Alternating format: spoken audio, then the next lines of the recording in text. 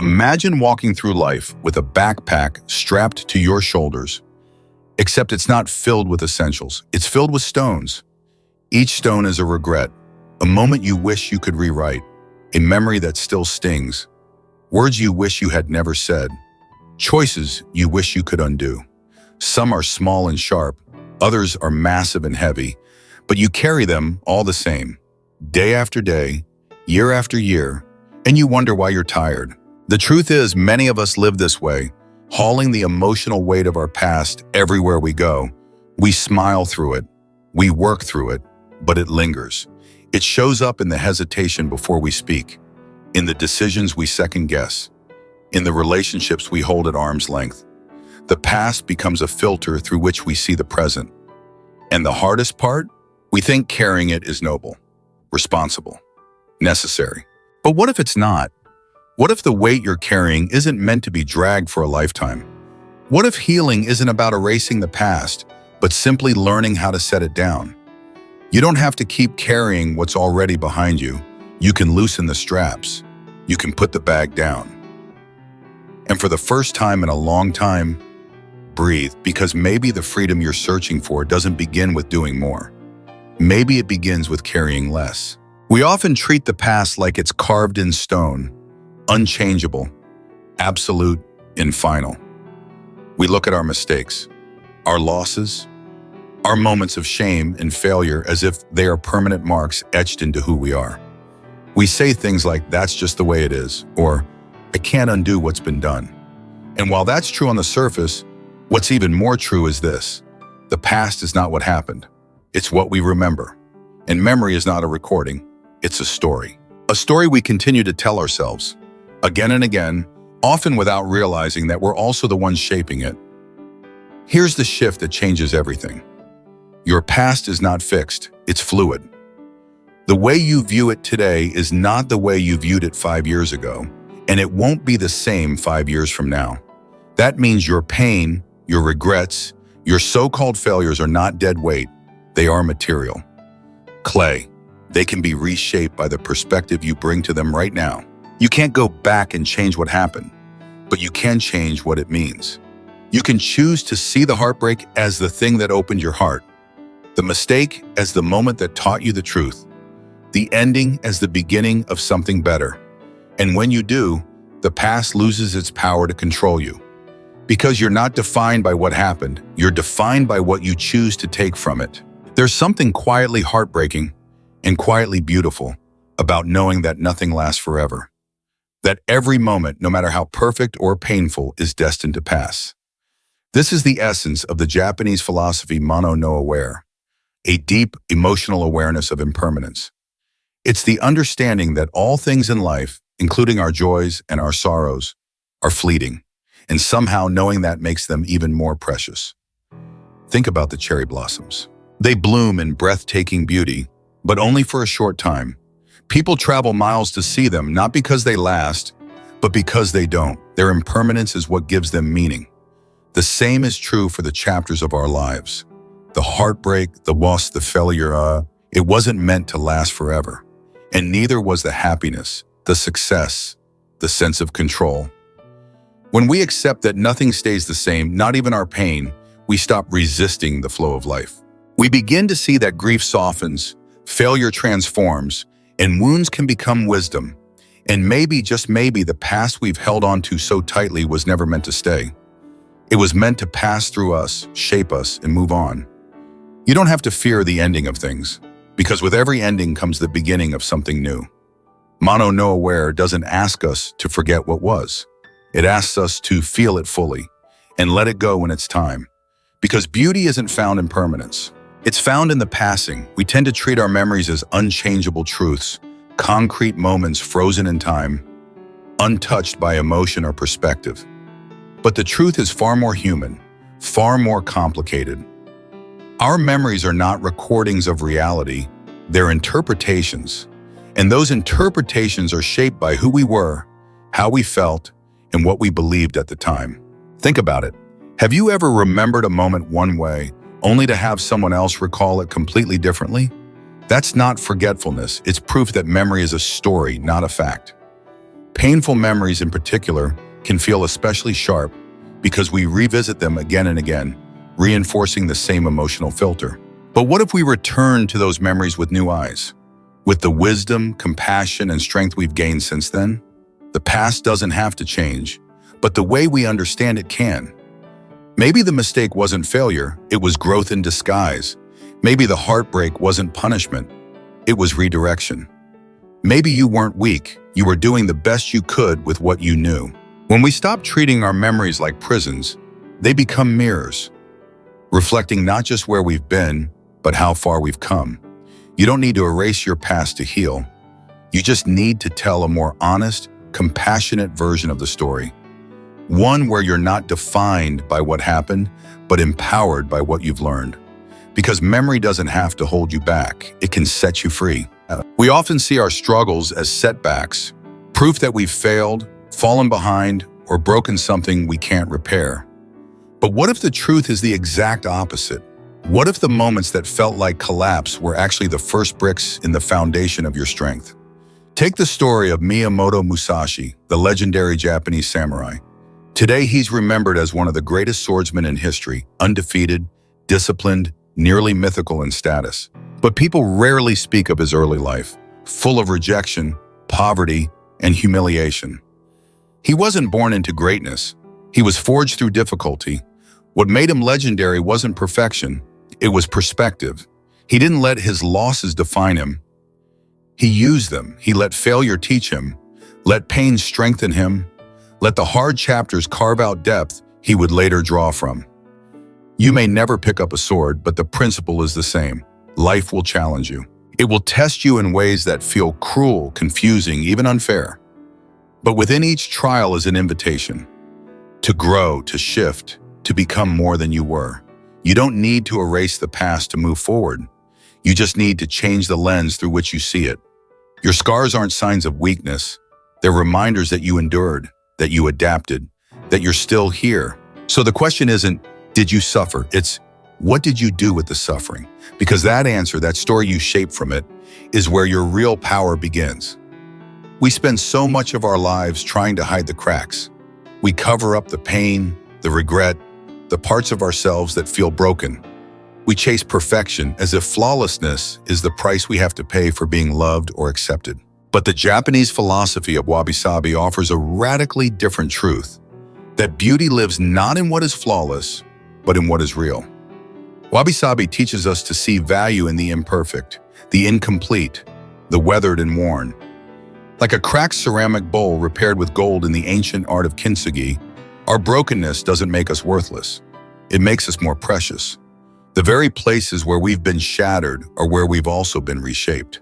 And those golden seams, they're the evidence that we didn't just survive, we honored the journey. What if you stopped trying to fix yourself and started seeing your story as sacred? What if the mistakes, the heartbreak, the setbacks were not flaws to erase, but strokes in a painting that's still being made? You are not ruined. You are real, and real is where connection lives. Real is where we recognize each other. Real is where we heal. You don't have to be perfect to be beautiful. You don't have to be whole to be worthy. You just have to be willing to see your scars not as signs of failure, but as proof of life. Because sometimes the most beautiful thing about you is what you've come through. We've been taught to fear the broken parts of our lives, to hide them, fix them, or pretend they never happened. But what if the very places that cracked us open are the same places where growth begins? What if your wounds are not your weakness, but your awakening? True growth doesn't come from pretending everything is okay. It comes from standing in the rubble of what fell apart and choosing to build something new from it. It comes from holding your pain in your hands and saying, even this can teach me. Your struggles are not detours from your path. They are the path. They shape your depth, your compassion, your wisdom. They teach you how to sit with others in their darkness because you've made peace with your own. Think about the parts of your life that felt like endings, those moments that shattered your expectations, your identity, your sense of control. Look closer. Wasn't there something hidden there? A truth you couldn't have found any other way? To embrace what's broken is not to celebrate suffering. It's to stop running from it. It's to honor the way it shaped you. It's to trust that nothing is wasted, not even the pain. You are not defined by what broke you. You are defined by how you rose with the broken pieces in hand and chose to keep going. Who you were 5 years ago is not who you are today. And who you are right now isn't the final version of you either. The Japanese concept of muga reminds us of something quietly radical. The self is not fixed. It's always evolving. Just like a river that never flows the same way twice, we are constantly shifting, growing, becoming. Yet despite this truth, we often hold ourselves hostage to past versions of who we were. We define ourselves by our mistakes, our failures, our old habits and stories, as if we're frozen in time. But you're not the person who made that decision in the past. You're not the person who stayed silent when you should have spoken. You're not even the person who doubted themselves yesterday. You've changed. And with every breath, every experience, every moment of awareness, you're still changing. When we begin to accept this, something liberating happens. We stop clinging to identities that no longer serve us. We stop punishing ourselves for the actions of a self that no longer exists. We begin to release the outdated narratives that keep us small. You don't owe the world consistency. You owe yourself evolution. So ask yourself, not who have I been, but who am I becoming? Because healing doesn't require perfection. It simply asks for presence. And when you embrace the truth that you are fluid, not fixed, you open the door to becoming someone freer, wiser, and more whole than you ever imagined. We often struggle to let go of the past, not because we want to hold on to the pain, but because deep down, we still believe we are the person who lived through it. We cling to old guilt, old shame, and old identities, replaying them like a loop in our minds, as if they still define us. But the truth is simple and powerful. You are not that person anymore. The version of you who made those mistakes, who stayed silent, who was afraid, confused, or broken, that version doesn't exist now. They were real. They mattered. But they're gone. And the one reading this, the one who's reflecting, healing, and seeking clarity, that person is you now. And you now deserves the grace to let go. We don't evolve by erasing the past. We evolve by realizing we've outgrown it. Letting go isn't about pretending it didn't happen. It's about recognizing that the person who felt powerless then has more strength today. It's about understanding that survival wasn't the end of your story. It was the beginning of your becoming. You can honor the journey without dragging the weight. You can carry the wisdom without carrying the shame. And you can say, I needed that chapter, but I don't need to keep living in it. Letting go isn't forgetting. It's remembering who you are now and choosing to move forward from that truth. Letting go is hard, not because the past is too heavy, but because a part of us still thinks we're tied to the version of ourselves who lived it. We carry the shame, the guilt, the pain, as if it still belongs to us. But here's a truth most of us forget. You are no longer that person. The version of you who made that choice, who froze in fear, who didn't know how to speak up or walk away, that version existed. They mattered, but they are not who you are now. Growth is subtle. It happens in quiet moments, in the way you now pause before reacting, in how you speak to yourself with more kindness, in the way you notice what once went ignored. These are signs that the self you used to be has already begun to dissolve, and a wiser, stronger you is emerging. You don't owe your past self a life sentence. You owe them gratitude for surviving, for trying, for getting you here. But now it's time to live as the person you are becoming. Letting go doesn't mean denying your story. It means refusing to be trapped in an outdated chapter. You are allowed to move forward even if you once stood still. You are allowed to outgrow the past, even if it once felt like your whole identity, because you've changed. And that alone is reason enough to begin again. There's a quiet kind of freedom that comes when you finally stop trying to rewrite what's already happened. We spend so much of our lives replaying past regrets, wishing we'd said something different, chosen another path, or held on a little longer. But the Japanese phrase shikata ga nai offers a simple, profound truth. It cannot be helped, not out of apathy, but out of acceptance. It's not about giving up. It's about letting go of what was never in your control to begin with. How much energy have you spent trying to fix what cannot be undone? How many sleepless nights, heavy sighs, and inner battles have you fought against a past that refuses to change? Shikata Ganai teaches us that peace doesn't come from resolution. It comes from release. Some things happened that you didn't deserve. Some moments didn't go your way. And no matter how deeply you analyze or relive them, they remain untouched. But you don't have to stay stuck there. You can grieve what was. You can honor what hurt. And then you can turn your face back toward the present and say, it is what it is. But I still get to choose who I am now. The moment you stop trying to rewrite the past is the moment the future begins to open. Not because everything is fixed, but because you are finally free. Have you ever tried walking forward while constantly looking over your shoulder? You stumble, you hesitate, you miss what's right in front of you. This is what happens when we live our lives facing the past. The truth is, the past only has power over you if you keep feeding it your attention. It can't follow you unless you keep turning around to pick it up.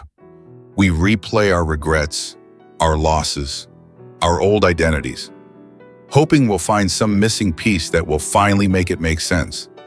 But the more we stare at the past, the more disconnected we become from the one place life is actually happening, right now. Every second you spend consumed by what you cannot change is a second stolen from what could still be created. You are not who you were. In this moment, this breath is not bound to any version of yesterday. The future isn't shaped by what happened back then. It's shaped by what you choose to focus on now. Imagine what would shift if you turned fully toward the present, if you stopped asking why it all happened and started asking what you can do with the time you still have. That's where freedom lives. Not in understanding the past, but in no longer needing it to define you. The road ahead will never be clear if your eyes are always behind you. Look forward. That's where your life is waiting. There is a quiet truth hidden in the rush of everyday life. This moment will never happen again. The Japanese phrase ichigo ichie captures this truth with haunting beauty. It means one time, one meeting, a reminder that every encounter, every breath, every sunrise is once in a lifetime. We so often move through our days distracted, waiting for the right moment, caught in the past or anxiously preparing for the future. But while we're looking backward or ahead, now quietly slips away, unnoticed, unlived. Think about it. How many moments have we missed because we were somewhere else in our minds? How many conversations half-heard, meals rushed, embraces forgotten, because we believed there would be another chance? But this version of this moment, this light, this feeling, this breath, will never come again. Ichigo Ichi invites us to wake up, to notice, to be fully present, not out of fear, but out of reverence. Because when you understand how precious the present is, you stop measuring life by what's missing and begin to honor what's here. Every ordinary moment becomes sacred. A laugh with a friend, the way sunlight hits your window, a stranger's kindness, a deep breath when your heart feels heavy. You stop chasing more and begin living in the fullness of now. This moment is not just a pause between the past and the future. It is the only place where life is happening. And once you truly feel that, you'll never live the same way again. We all carry things we wish we could undo, regrets, mistakes, memories that haunt us. But the truth is, the past doesn't define us. It shapes us, yes, but it does not own us.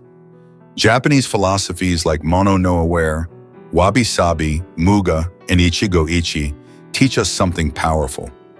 Life is not about perfection or control. It's about presence, acceptance, and transformation. You don't have to fix the past to move forward. You don't have to be flawless to be worthy. What you need is the courage to look at your scars and see not failure, but growth.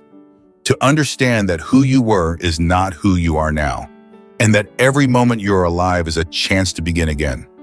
Let go of what you cannot change. Release the illusion of permanence. Embrace the beauty and imperfection, and recognize that this moment, right now, is the only one you're guaranteed. Live it with intention. Because once you realize that the past is just a story and the future is unwritten, you begin to reclaim the most sacred power of all, the ability to fully live your life, starting from here.